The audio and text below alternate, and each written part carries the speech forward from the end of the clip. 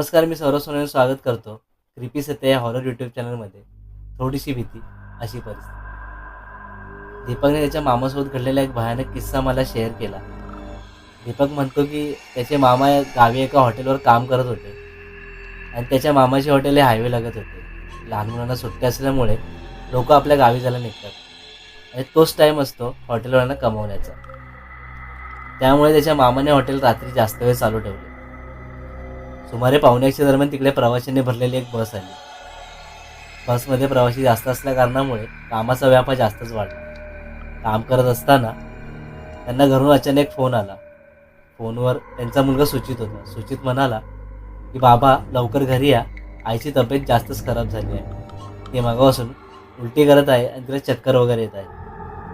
हे ऐकताच मामाला घाम फुटला आणि त्या टेन्शनमध्ये घाईघाईत हॉटेलचे काम त्यांच्या कामगारावर सोडून बाईक घेऊन तिथून निघून गेले.